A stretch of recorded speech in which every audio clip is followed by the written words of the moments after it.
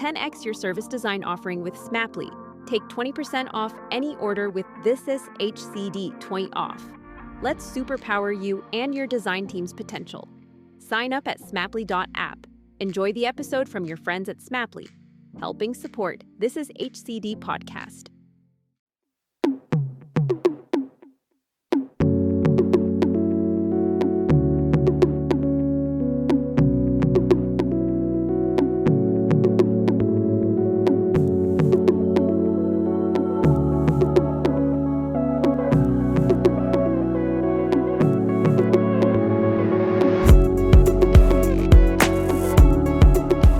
Hello and welcome to another episode of Bringing Design Closer. My name is Gerry Scullion and I'm a service designer and founder of This Is HCD and CEO of thisisdoing.com, where we provide live online design and innovation classes, providing training for service designers, design researchers, product managers, user experience designers, content designers, and much, much more. Now, in this episode, I'm delighted to welcome David Dylan Thomas, author of the new book From a Book Apart called Designing for Cognitive Bias. Now, we speak openly about bias in the design sphere and what we can do to mitigate its presence, right from the start of our very own projects. David was a wonderful guest and also facilitated a wonderful live event for the This Is HCD Berlin community, and it's now available on YouTube, and I'll add a link to that in the show notes. But let's get straight into this episode. David Dylan Thomas, a very warm welcome to Bringing Design Closer. How are you? Good. How are you doing? I'm doing okay at the moment. We're in September here, and Ireland is going through a heat wave. It's 12 degrees. I'm only joking. It's mid 20s, which is probably, I don't know, like the 80s or something for people who work in Fahrenheit. But we're getting on okay, So tell us, David, let's kick off. Tell me whereabouts you're coming from today and what does it look like in your world? So I am in Media, Pennsylvania, which is just outside Philadelphia, and we are actually getting fall weather, which is weird for us. If you live anywhere near Mm, Philly, you know that we get 1 week of fall and 1 week of spring, and then everything else is winter or summer. So for us to get fall on time is weird. It's like more yeah. evidence of global warming. We're just like Yeah, that stuff isn't happening the way it's supposed to. it's funny. I did a session this morning with people from Scotland, and they were saying it's all grey and all that. And I was like, well, like it used to be like that in Ireland, but people talk about global warming in the negative sense. In Ireland, we're getting good weather for the first time in a very long time, but obviously it's not a good thing. We know that it needs to change. We all need to change. David, we're here talking to you today because you wrote a very popular book that, as I was saying to you before when we started speaking, every time I open up LinkedIn or the web or Twitter, David Dylan Thomas is there. Someone's holding the book. It's doing well. Tell us what the book is called. It's called Design for Cognitive Bias, and it's all about how, as designers, part of our job, a big part of our job, is helping people make decisions. But if we don't Mm, understand how people really make decisions, which involves bias, then we're not going to be very good at our job. So it's me mm, trying to help with that and talk about how design impacts bias, some of our own biases as designers, and how dangerous those can be, and mm. just really trying to make us better at our jobs. Yeah. So before you started writing the book, what was it you did before that? So I'm a content strategist. I've been doing that for like 10, 15 years. And over the course of the years, I started to become really interested in cognitive bias, especially after seeing a talk by Iris Bonnet called Gender Equality by Design, where Mm, she lays out the idea that pattern recognition is behind a lot of implicit and explicit bias that affects things like who gets hired to be a web developer. And when I saw that that kind of behavior can come down to something as simple as pattern recognition, I became obsessed with learning everything I could about cognitive bias. And mm, eventually, that knowledge kind of mixed with my day job to where I'm realizing, oh, so if we design this way, that might impact this other bias here. Oh, we need to yeah, do something about that. you know? yeah. It's a huge problem. It's actually something that I've been looking to learn more about myself. It's something that I'm aware that I probably need to do more self work to understand my own cognitive biases and where they lay. I kind of an assumption of where they might be. So I'm looking Mhm. forward to digging a little bit deeper into the book myself, but I'm also looking forward to learning more around how you are seeing that new learning that you've learned over the last couple of years and how it's changed how you work as a content strategist. Tell me about that. Sure. So the truth is, it's funny. Like the work around expressing all of this and writing the book and talking about the Hmm. book has actually pulled me away some from the sort of day to day Right. client work, but it's illuminating that work in a lot of ways. So I can kind of look back Mm, on projects I've had and sort of see, oh, that's why this was difficult, or that's why this went the way it did. And I draw on that for the book. But it does help me sort of like retroactively look back and see things like, oh, it helps me understand what to prioritize or why mm, it worked well to prioritize. So for example, goal setting, like kickoff is an extremely critical moment in any project because mm, so many biases are set up then. So for example, when you define the goal of a project or what your criteria for success are, you may not realize it, but you've now defined what risk means for the rest of that project, right? So if a project manager's job is mitigating risk in part, right? If you say, okay, this project is not successful unless we bring it in on time. If we go one day over, it's a failure. Okay, for the rest of the project, what is the project manager going to be looking at every single day, right? yeah. Or if you define, oh, okay, if we don't learn more about X by the end of this project, right, it's not a success. Okay, well now the project manager is thinking about what are we learning, which I think personally is more interesting Yeah. Yeah. like metric. Yeah. But either way, it's how we're going to translate risk for the rest of the project. And that's just one factor, right? Yeah. But all of the different biases that can impact a project, a lot of them get established in that phase between basically selling the project and kickoff, Yeah. right? That is a really, really fertile, vital time. And at the time, I didn't realize it. But now that I've kind of studied these things, I can kind of look back and be like, oh, yeah, we really Mm, needed to talk about that 3 months earlier. yeah. And it's usually a pretty well, in my experience, they can be quite rushed. From the time Yeah. of procurement to like, we need it now. When do you need it? Can it start tomorrow? And then we don't give it that sort of space to breathe and space to really focus on it and give us the attention that it needs. So we've agreed on that. But what are the things that you're seeing that you say when you look back retroactively on it? What are the things that you do differently? That I would do differently? Yeah. I mean, like magic wand time, I would be like really changing. Well, one thing I'd really be looking at is the incentivization.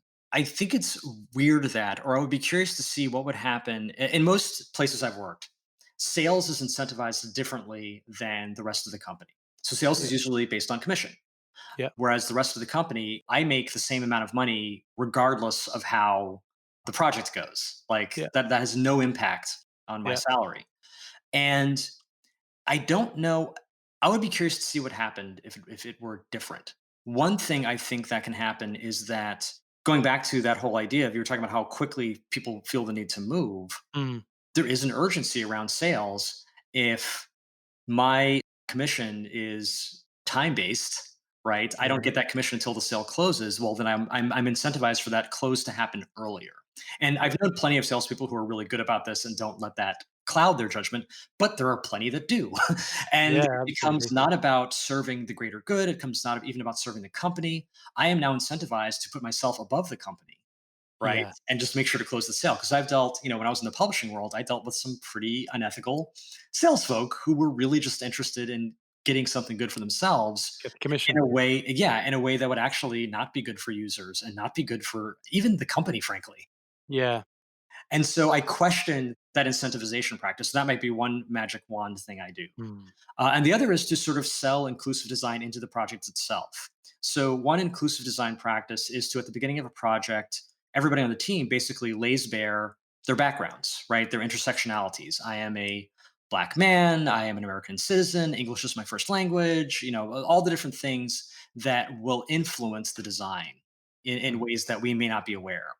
yeah. And then we ask, okay, well, whose perspectives aren't represented here, right? Is anybody on our team formerly incarcerated? Is anybody on our team like ever not been a citizen? And how is that going to influence the outcome? And then we Yeah. make plans to say, okay, how are we going to mitigate that? How are we going to invite those additional perspectives to the project, right? None of that works if that isn't in the budget. So a magic wand thing I might do retrospectively is to make that be a part of the budget to say we are going to make room for that and then add a little bit of wiggle room with our research, for example, to say, oh, we need to talk to these people who are going to get impacted. So that step in between, whatever starting and the team forming and stuff, it's really that precursor to to kind of doing that. So those bits that you were talking about there, you're saying you're a black man and you're American, your first language is English.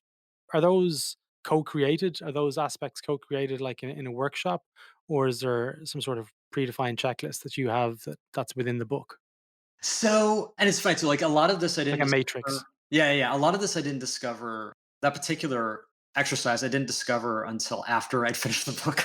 All right, So okay, that because particular I know one, of one. really? Okay, I'd love to find out. So I Yeah, get it's interesting. Like I'm looking for those. So definitely pass that along to me. yeah, So I've done this as I do an inclusive design workshop, and I've done this as part of that workshop.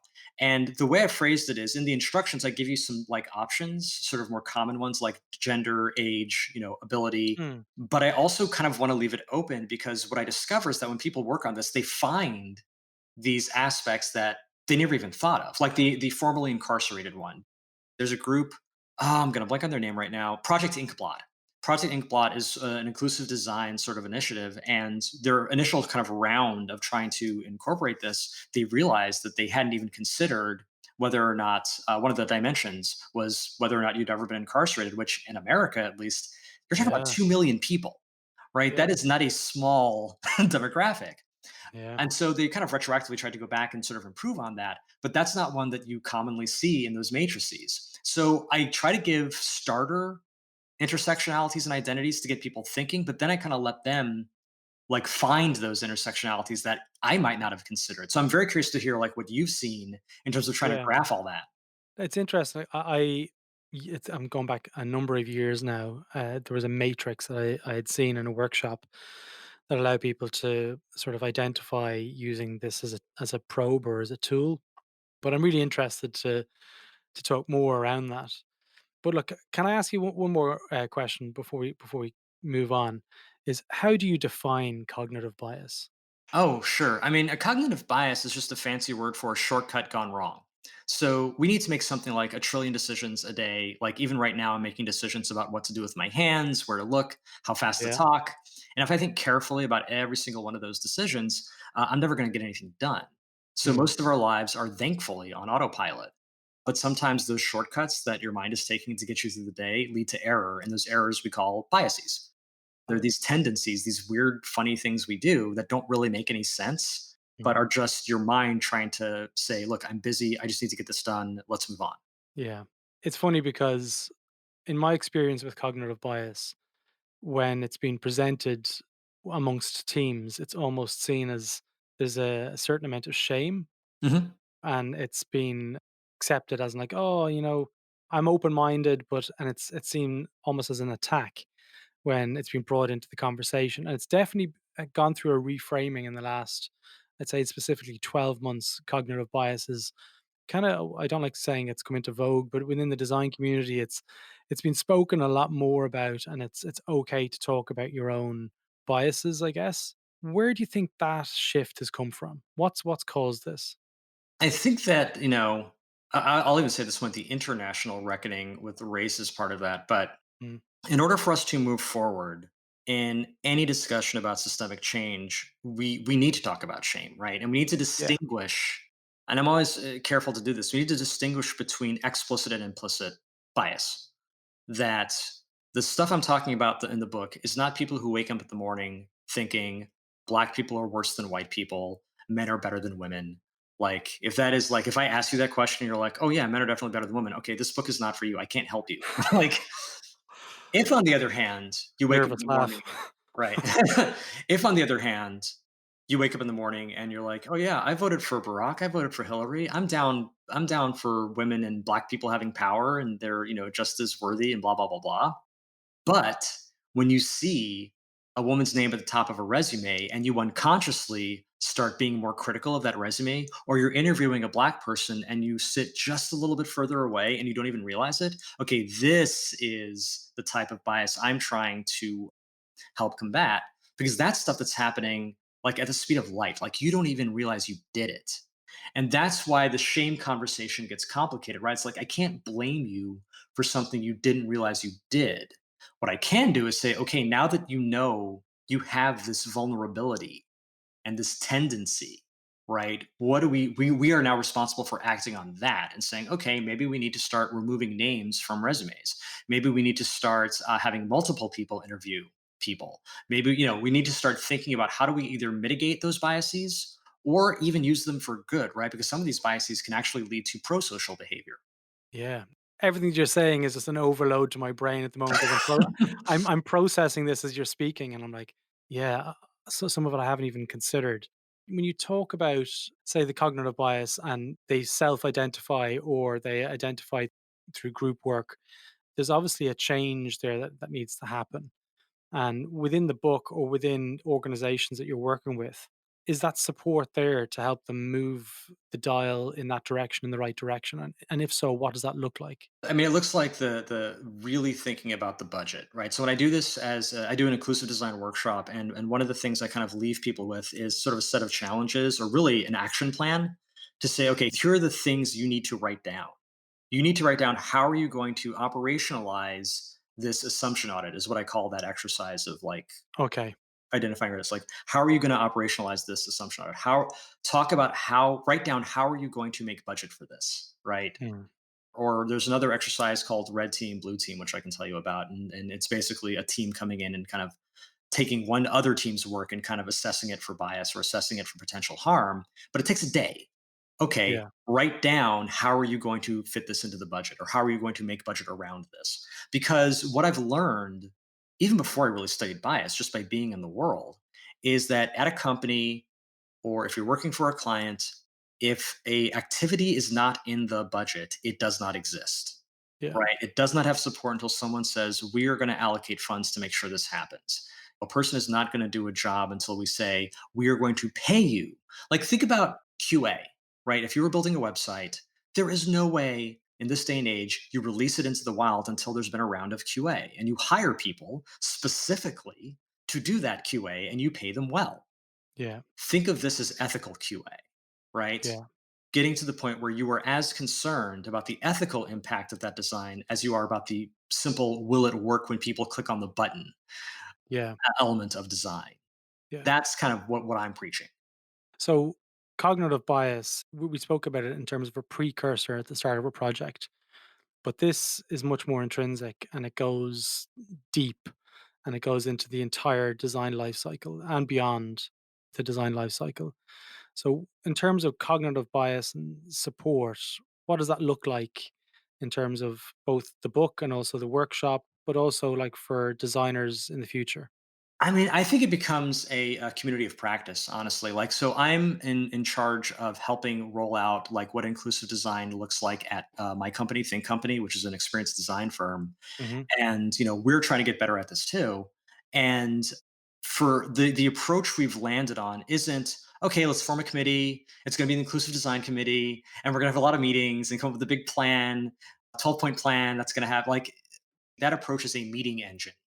Hmm. It Okay. is designed to produce meetings, it is not designed to produce results. Okay. So the approach we're taking is more of a community of practice approach to say, okay, this is something every designer is responsible for understanding, and we're going to create the resources to do it, but we're also going to create very tangible actions that are going to become parts of projects. So, for example, that assumption audit I talked about, like what I like about it is that it's not a huge ask in Mm, terms of budget, right? Like you can probably do a decent version of that meeting in about 1 or 2 hours.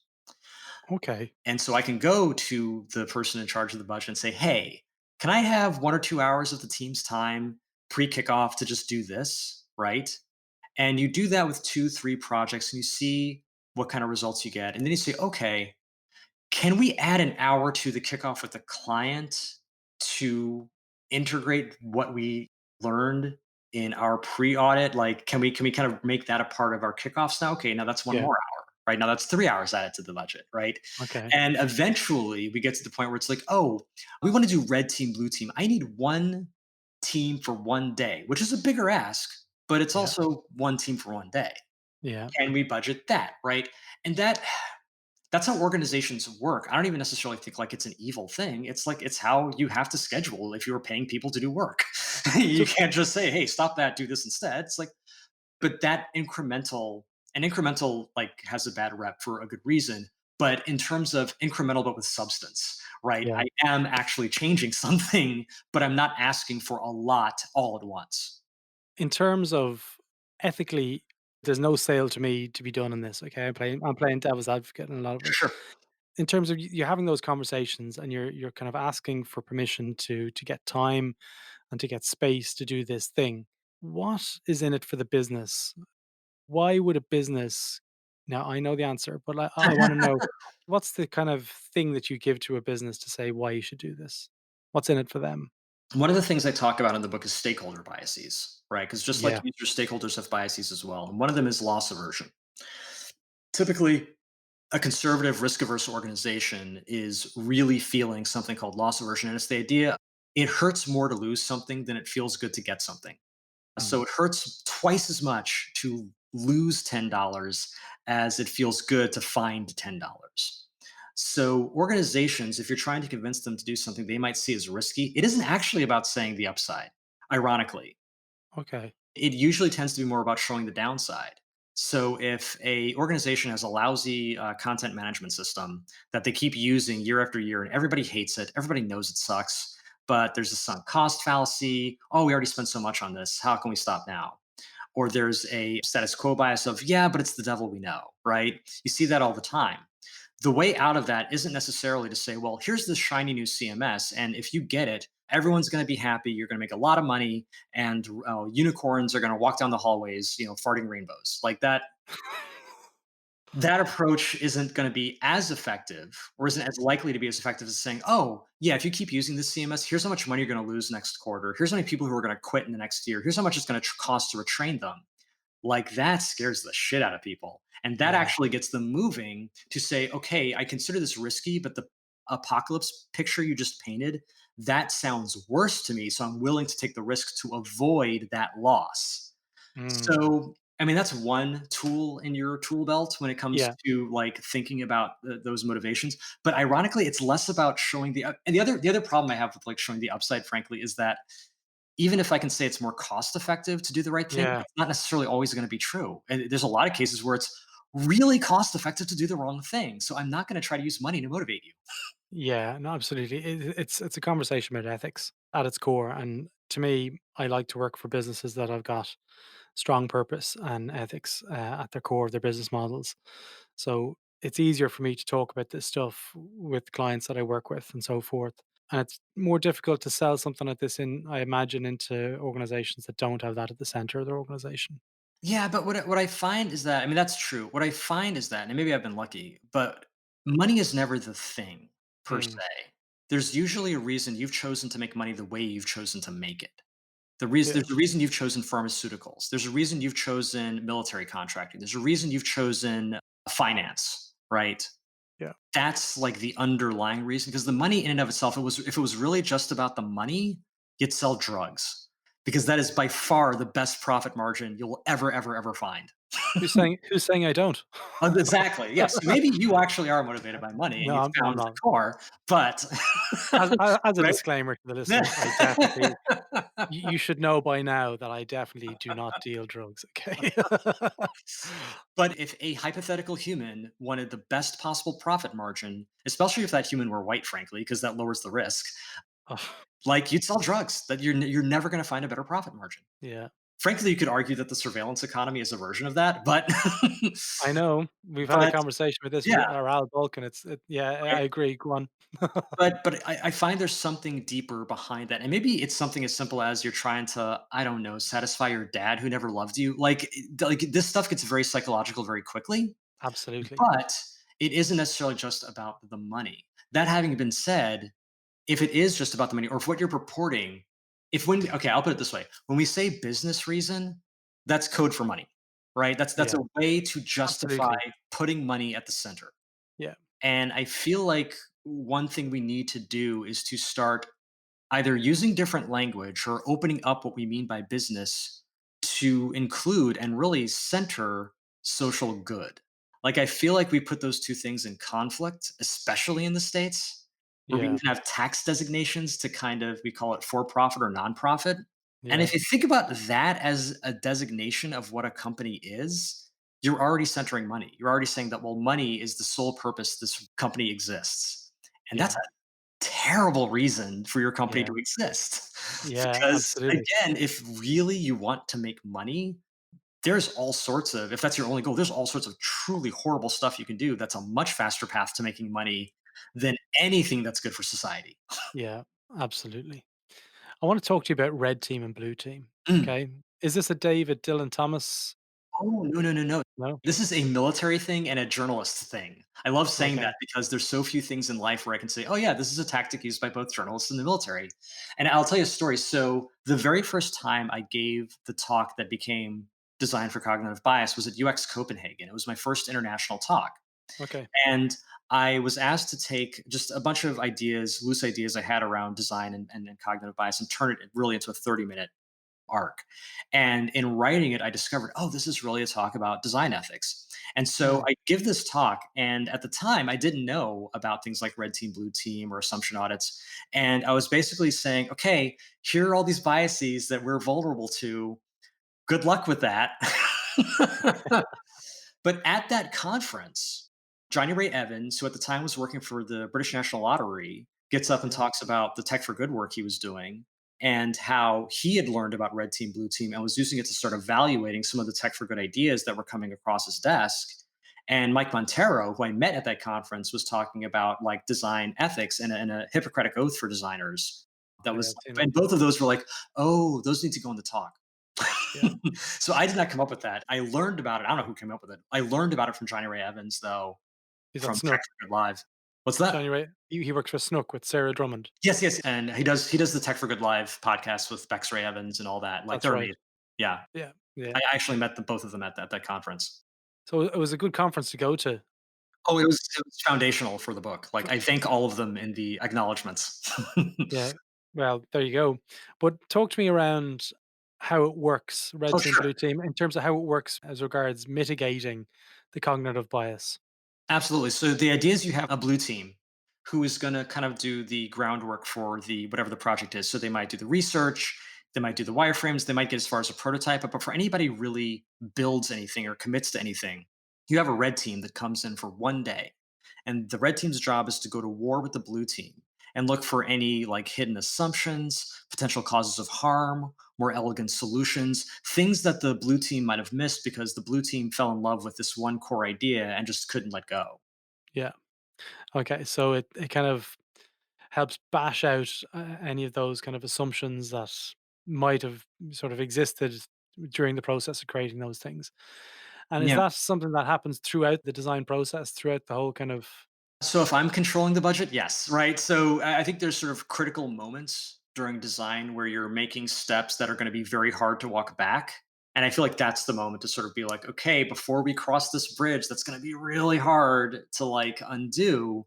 Let's have a round of red team. Let's really dig into this. And there's probably two or three critical moments in any project where you can really sort of see those decision points in advance. And like I said, yeah, budget for them and say, okay, make sure I've got these 5 people have time on this date or this week to do a red team. And then again, 3 months later, blah, blah, blah, so that it really actually happens. yeah. So looking at the book, and again, I just opened up LinkedIn there, and there's a stream of things because this is HCD Berlin ran an event with you today, and it looks like it was a fantastic success because the Slack channel is they're pinging me about some stuff about David Dylan Thomas. If only they knew I have them. I have them all to myself. They're all like, we've got files for David, but what's the thing that you were hoping to achieve when you wrote the book? And, what can the design community do to help you realize those things? I mean, I keep saying it's hearts, minds, and budgets. Like I Mm, said, like I am fairly practical about these things because I don't want to create false hope. mm, Like an exercise like that assumption audit I described, like, is very easy to create false hope because you can say, okay, what are we going to do about all these people who are involved? Nothing. We don't yeah, have any budget, right? yeah, I want to create a framework. I want to give people tools to actually start like changing their design behavior. Like I do a lot of speaking and I'm fortunate to get a lot of compliments on that speaking and get a lot of feedback on that speaking. And I love hearing that was a great talk. I love hearing I never thought of that before. But what I love hearing is you have made me change how I think ethically about the design of a product I'm working on. you have given me something I can bring back to my bosses to argue for changing how we design, or I have actually changed how I design, or we are changing how we design. Like that to me is the win, is that Mm, actual behavior change, process change in the design community based on principles that center the most vulnerable people that our designs are going to impact.